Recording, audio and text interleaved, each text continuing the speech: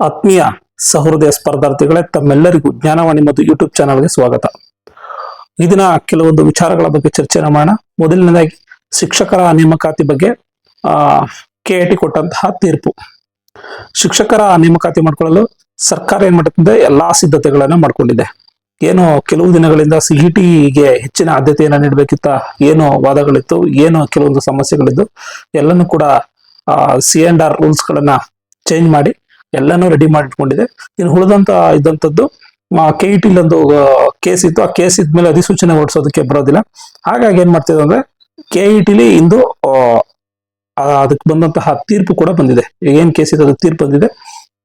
ಏನು ಅಂದ್ರೆ ಸರ್ಕಾರವೇ ಈ ನೇಮಕಾತಿಯ ಸಂದರ್ಭದಲ್ಲಿ ಅರ್ಜಿಯನ್ನು ಕರೆಯುವಂತಹ ಸಂದರ್ಭದಲ್ಲಿ ತಪ್ಪುಗಳನ್ನ ಮಾಡಿದೆ. ಹಾಗಾಗಿ ಇದು ವಿದ್ಯಾರ್ಥಿಗಳಲ್ಲಿ ಏನು ತಪ್ಪಿಲ್ಲ. ಹಾಗಾಗಿ ಕೇಸ್ಗೆ ಯಾರು ಅರ್ಜಿಯನ್ನು ಸಲ್ಲಿಸಿದ್ದಾರೆ ಮತ್ತು ಯಾರು ಅರ್ಹರಿದ್ದಾರೆ ಇಬ್ಬರನ್ನು ಕೂಡ ನೀವು ಪರಿಗಣಿಸಿ 480 ಪೋಸ್ಟ್ ಇದೆ. ಆ 480 ಪೋಸ್ಟ್ ಗಳನ್ನ ರೀಕ್ರಿಯೇಟ್ ಮಾಡಿ, ಇನ್ನೊಂದು ಬೇಕಾದಂತ ಪೋಸ್ಟ್ ಗಳನ್ನ ಕ್ರಿಯೇಟ್ ಮಾಡಿ ಇಬ್ಬರಿಗೂ ಕೂಡ ನ್ಯಾಯವನ್ನ ಒದಗಿಸಿ ಕೊಡಿ ಅಂತ ಆದೇಶವನ್ನು ನೀಡಿದೆ. ಅಂದ್ರೆ ವಿನ್ ಟು ವಿನ್ ಆದೇಶವನ್ನ ನೀಡಲಾಗಿದೆ. ಹಾಗಾಗಿ ಶಿಕ್ಷಕರ ನೇಮಕಾತಿಗೆ ಇದ್ದಂತಹ ಎಲ್ಲಾ ಸಮಸ್ಯೆಗಳು ಬಗೆಹರಿದಿದೆ. ಇನ್ನು ಶಿಕ್ಷಕರ ನೇಮಕಾತಿಗೆ ಸಂಬಂಧಿಸಿದಂತಹ ಅಧಿಸೂಚನೆಗಳು ಮುಂದಿನ ವಾರದಲ್ಲೇ ಬರುವಂತಹ ಸಾಧ್ಯತೆ ಇದೆ. ಇನ್ನು ನೆಕ್ಸ್ಟ್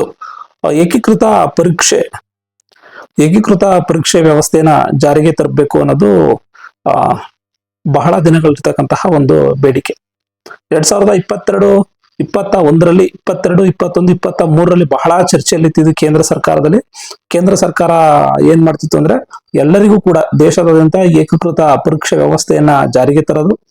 ಈ ಪರೀಕ್ಷೆನ ಜಾರಿಗೆ ತಂದ ನಂತರ ಅಲ್ಲಿ ಬರ್ತಕ್ಕಂಥ ಅಂಕಗಳು ಏನ್ ಬರುತ್ತೆ, ಆ ಅಂಕಗಳನ್ನ ಆನ್ಲೈನ್ ಅರ್ಜಿಯನ್ನ ಕರೆದಂತಹ ಹುದ್ದೆಗಳಿಗೆ ಆ ರಿಜಿಸ್ಟರ್ ನಂಬರ್ನ ಹಾಕಿದ ತಕ್ಷಣ ಅದು ಅಪ್ಲಿಕೇಶನ್ ಆಗ್ಬಿಡುತ್ತೆ. ಅಪ್ಲಿಕೇಶನ್ ಹಾಕಿದ ತಕ್ಷಣ ನೆಕ್ಸ್ಟ್ 2 ತಿಂಗಳಲ್ಲಿ ಅಪ್ಲಿಕೇಶನ್ ಅವಧಿ ಮುಗಿದ ನಂತರ ಅಂತಿಮ ಆಯ್ಕೆ ಪಟ್ಟಿಯನ್ನ ಬಿಡ್ತಕ್ಕಂಥದ್ದು ಅಥವಾ ಆಯ್ಕೆ ಪಟ್ಟಿಗಳನ್ನ ಬಿಡ್ತಕ್ಕಂಥದ್ದು. ಈ ರೀತಿ ಒಂದು ಪ್ರೊಸೆಸ್ ಬೇಗ ಆಗುತ್ತೆ. ಅಂದ್ರೆ ಆಲ್ರೆಡಿ ಎಕ್ಸಾಮ್ ಆಗಿರೋದ್ರಿಂದ ನೆಕ್ಸ್ಟ್ ಅದ್ರಲ್ಲಿ ಅಂದ್ರೆ ಅದನ್ನ ಯಾರು ಹೆಚ್ಚಿಗೆ ಅಂಕ ತೆಗೆದಿದ್ದಾರೆ, ಯಾವ್ಯಾವ ಹುದ್ದೆಗೆ ಅರ್ಜಿಯನ್ನು ಸಲ್ಲಿಸಿದ್ದಾರೆ ಅಂತ ಕನ್ಸಲ್ಟೇಟ್ ಮಾಡ್ತಕ್ಕಂಥದ್ದು, ವಿಭಾಗ ಮಾಡ್ತಕ್ಕಂಥದ್ದು ಇಷ್ಟೇ ಉಳ್ಕೊಳ್ಳುತ್ತೆ ಕೆಲಸ. ಹಾಗಾಗಿ ಎಲ್ಲಾ ಪರೀಕ್ಷೆಗಳು ಬೇಗ ಆಗ್ತವೆ ಅನ್ನೋದೊಂದು ಚಿಂತನೆ. ಆದ್ರೆ ಅದ್ಯಾಕೋ ಇದು 24, 25ರ ನಂತರ ಕೇಂದ್ರ ಸರ್ಕಾರದಲ್ಲಿ ಯಾವುದೇ ರೀತಿಯ ಬೆಳವಣಿಗೆಗಳು ಆಗ್ಲಿಲ್ಲ. ಅದು ಏಕೀಕೃತ ಪರೀಕ್ಷೆ ವ್ಯವಸ್ಥೆನೂ ಬರಲಿಲ್ಲ. ಪ್ರಸ್ತುತ ಕರ್ನಾಟಕದಲ್ಲಿ ಈ ಏಕೀಕೃತ ಪರೀಕ್ಷೆ ವ್ಯವಸ್ಥೆಯನ್ನ ಜಾರಿಗೆ ತರಬೇಕು ಅನ್ನೋದು ಉದ್ದೇಶ ಐತೆ.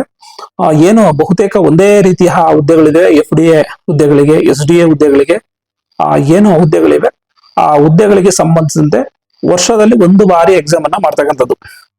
ಆ ಎಕ್ಸಾಮ್ ಮಾಡಿದ ಅಂಕಗಳನ್ನ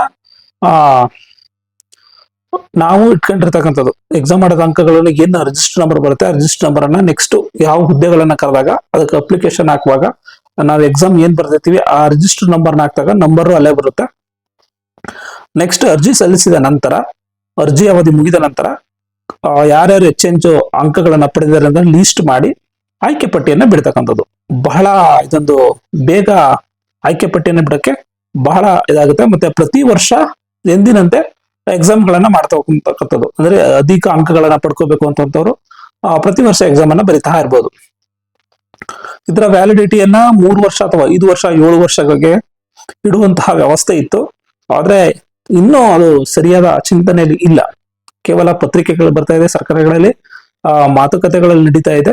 ಮೊನ್ನೆ ನಮ್ಮ ಏನು ವಿದ್ಯಾರ್ಥಿಗಳ ಮುಖಂಡರು ಕೇಳಿದಂತಹ ಮಾಹಿತಿಯಲ್ಲಿ ಇದನ್ನು ಕೂಡ ಪ್ರಸ್ತಾಪವನ್ನ ಮುಖ್ಯಮಂತ್ರಿಗಳಿಗೆ ಮಾಡಿದ್ದಾರೆ. ಬಹುಶಃ ಯಾವಾಗ ಈ ಒಂದು ಆದೇಶ ಬರುತ್ತೆ ಅಂತ ಗೊತ್ತಿಲ್ಲ. ಕೇಂದ್ರ ಸರ್ಕಾರದ ರೀತಿಲಿ ರಾಜ್ಯ ಸರ್ಕಾರದಲ್ಲೂ ಈಗ ಮಾತುಕತೆ ನಡೀತಾ ಇದೆ. ಮುಂದೆ ಮಾತುಕತೆ ಆಡದೇನೆ ಇರ್ಬೋದು, ಅದ್ರ ಬಗ್ಗೆ ಮರ್ತೇ ಬಿಡ್ಬೋದು. ನೆಕ್ಸ್ಟ್ ಭ್ರಷ್ಟಾಚಾರದ ವಿಚಾರವಾಗಿ ನಮ್ಮ ವಿದ್ಯಾರ್ಥಿಗಳು ಪ್ರತಿಭಟನೆ ನಡೆಸಿದ್ದಾರೆ.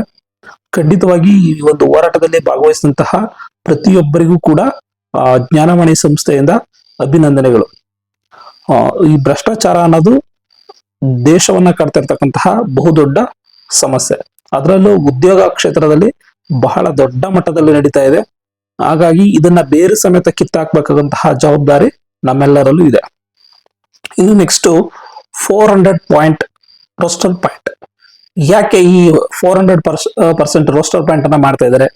ಹಿಂದೆ 1995 ರೋಸ್ಟರ್ ಪಾಯಿಂಟ್ ಇತ್ತು, 2022ರಲ್ಲಿ ರೋಸ್ಟರ್ ಪಾಯಿಂಟ್ ಚೇಂಜ್ ಆಯಿತು, ಮತ್ತೆ 2025ರಲ್ಲಿ ರೋಸ್ಟರ್ ಪಾಯಿಂಟ್ ಚೇಂಜ್ ಆಯಿತು. ಈಗ ಮತ್ತೆ ರೋಸ್ಟರ್ ಪಾಯಿಂಟ್ ಚೇಂಜ್ ಆಗ್ತಾ ಇದೆ. ಕಾರಣ ಏನಂದ್ರೆ ಈ ಒಳ ಮೀಸಲಾತಿ ಅನ್ವಯ ಹೊಸ ರೋಸ್ಟರ್ ಪಾಯಿಂಟ್ ಅನ್ನ ಇದ್ ಮಾಡ್ತಾ ಇದ್ದಾರೆ. ಯಾಕೆ ಏನು ಅನ್ನೋದನ್ನ ಈಗ ನಾವು ನೋಡೋಣ. ಆತ್ಮೀಯ ಸ್ಪರ್ಧಾರ್ಥಿಗಳೇ, ಏನು ಒಳ ಮೀಸಲಾತಿ ಜಾರಿಯಾಗಿದೆ 5.25 ಜಾರಿಯಾಗಿದೆ. 5.25 ಪ್ರವರ್ಗ ಎಗೆ, ಹಾಗೆ ಪ್ರವರ್ಗ ಬಿಗೆ 5.25, ಹಾಗೆ ಪ್ರವರ್ಗ ಸಿಗೆ 4.5 ಆಗಿದೆ. ಇದನ್ನ ಯಾವ ರೀತಿ ಮಾಡಬೇಕು ಅನ್ನೋದು ಬಹಳ ಒಂದು ಗೊಂದಲ ಆಗಿದೆ. 5.25 ಇದೆ ಏನಿದೆ, ಇದು ಒಂದು ಪ್ರವರ್ಗಕ್ಕೆ ಮತ್ತು ಇದೊಂದು ಇನ್ನೊಂದು ಬಿ ಪ್ರವರ್ಗಕ್ಕೆ, ಇದೊಂದು ಸಿ ಪ್ರವರ್ಗಕ್ಕೆ ಇಷ್ಟನ್ನ ನೀಡಲಾಗುತ್ತೆ. ಇದನ್ನ ರೌಂಡ್ ಆಫ್ ಮಾಡಬೇಕು, ಇಲ್ಲ ಅಂದ್ರೆ ಇದನ್ನ ಕೂಡ್ಕೊಂಡು ಹೋಗಿ ಇದನ್ನ ರೌಂಡ್ ಆಫ್ ಮಾಡಬೇಕು. ಅಂದ್ರೆ ಉದಾಹರಣೆಗೆ 0.25 0.25 0.25 4 ಬಾರಿ ಕೂಡಿದಾಗ ಒಂದಾಗುತ್ತೆ. ಆಗ ಒಂದಕ್ಕೆ ರೌಂಡ್ ಆಫ್ ಮಾಡಬಹುದು. ಈ ಒಂದಕ್ಕೆ ರೌಂಡ್ ಆಫ್ ಮಾಡಬೇಕು ಅಂದ್ರೆ ಏನ್ ಮಾಡ್ತಾರೆ ಅಂದ್ರೆ 400 ಅಂದ್ರೆ ಇದನ್ನೇ 4 ಬಾರಿ ಮಾಡ್ತಾರೆ. 4 ಬಾರಿ ಮಾಡಿದಾಗ ಇಲ್ಲಿ ಏನ್ ಮಾಡ್ತಾರೆ ಅಂದ್ರೆ 5 ಕೊಡ್ತಾ ಬರ್ತಾರೆ. ಆಯ್ತಾ, ಲಾಸ್ಟ್ ಅಲ್ಲಿ ಈ 5.555 ಸೇರಿಸಿ ಒಂದನ್ನ ಮಾಡಿ 6 ಕೊಡ್ಕೊಂಡ್ ಬರ್ತಾರೆ. ಇದಕ್ಕೆ 6 ಕೊಡ್ಕೊಂಡ್ ಬರ್ತಾರೆ. ಅರ್ಥ ಆಯ್ತು ಅಂತ ಅನ್ಕೋತೀನಿ. ಫಸ್ಟ್ 300ರಲ್ಲಿ ಒಂದು 3 ಅಷ್ಟು 100 3 ಮಾಡ್ತಾರೆ. ಆ 100 ಮಾಡಿದಾಗ 100 ಇರ್ತಕ್ಕಂಥ 3 ಭಾಗ ಮಾಡ್ಬಿಟ್ಟು ಅದರಲ್ಲಿ 5 ಏನಿದೆ 4 ಈ ತರ ಕೊಟ್ಕೊ ಬರ್ತಾರೆ. ನೆಕ್ಸ್ಟ್ ಲಾಸ್ಟ್ ಒನ್ ಇದೇನಿದೆ ಅದಕ್ಕೆ ಎಲ್ಲಾನು ಸೇರಿಸಿ ಕೊಡ್ತಾ ಬರ್ತಾರೆ. ಲಾಸ್ಟ್ ಒನ್ ಏನಿದೆ 4. ಈಗ ಇಲ್ಲಿ ಮಾಮೂಲಿ 5 ಫಸ್ಟ್ 100ರಲ್ಲಿ, ನೆಕ್ಸ್ಟ್ ಸೆಕೆಂಡ್ 100ರಲ್ಲೂ 5, ನೆಕ್ಸ್ಟ್ 100ಅಲ್ಲೂ 5. ಇವು ನೆಕ್ಸ್ಟ್ ಎ ವರ್ಗಕ್ಕಾದ್ರೆ ನೆಕ್ಸ್ಟ್ ಬಿ ವರ್ಗಕ್ಕೂ ಸೇಮ್ ಇದೆ ತರ ಕೊಟ್ಕೊ ಬರ್ತಾರೆ. ನೆಕ್ಸ್ಟ್ 5.5 ಏನು ಉಳ್ಕೊಂಡಿತ್ತು 3 + 4 ಸೇರಿಸಿ 4ನೇ 100ನಲ್ಲಿ ಇವ್ರಿಗೆ 6%, ಇವ್ರಿಗೆ 6% ಅನ್ನ ನೀಡ್ತಾರೆ. ಹೀಗೆ ಇಲ್ಲಿ 0.5 ಇದೆ ಅಲ್ವಾ, 0.5 ಎರಡು ಸೇರಿಸಿ 1 ಮಾಡ್ತಾರೆ ಇದರಲ್ಲಿ. ನೆಕ್ಸ್ಟ್ ಇದ್ರಲ್ಲೂ ಅಷ್ಟೇ 0.5 ಇದೆ ಅಲ್ವಾ, ಇದು ಎರಡನ್ನು ಸೇರಿಸಿ 1 ಮಾಡ್ತಾರೆ. ಹಾಗಾಗಿ 400 ರೋಸ್ಟರ್ ಪಾಯಿಂಟ್ ಅನ್ನ ಮಾಡ್ತಾರೆ. ಇದು ಸದ್ಯದಲ್ಲೇ ಆಗುವಂತಹ ಸಾಧ್ಯತೆ ಇದೆ. ಇದಕ್ಕೆ ಕೆಲವೊಂದು OBC ವರ್ಗದವರು ಕೂಡ ವಿರೋಧವನ್ನು ವ್ಯಕ್ತಪಡಿಸಿದ್ದಾರೆ. ನಮ್ಗೆ ಹಳೆ ಮಾದರಿ ರೀತಿಯಂತಹ ರೋಸ್ಟರ್ ಪಾಯಿಂಟ್ ಅವಶ್ಯಕತೆ ಇದೆ, ನೀವು ಅದನ್ನೇ ಮುಂದುವರಿಸಬೇಕು ಅಂತ. ಬಹುಶಃ ನಾಳೆ ನಾಡಿದ್ರಲ್ಲಿ ಇದು ಸಂಪೂರ್ಣವಾಗಿ ಮುಕ್ತಾಯ ಆಗುತ್ತೆ. ಇನ್ನೇನು ರಾಜ್ಯ ಸರ್ಕಾರ ಅಧಿಸೂಚನೆ ಹೊರಡಿಸುವಂತಹ ಮುನ್ಸೂಚನೆಗಳಿದೆ. 2 ದಿನದಲ್ಲಿ ಇದನ್ನ ನಿರೀಕ್ಷೆ ಮಾಡೋಣ. ಸದ್ಯಕ್ಕಿಷ್ಟು ರೋಸ್ಟರ್ ಪಾಯಿಂಟ್.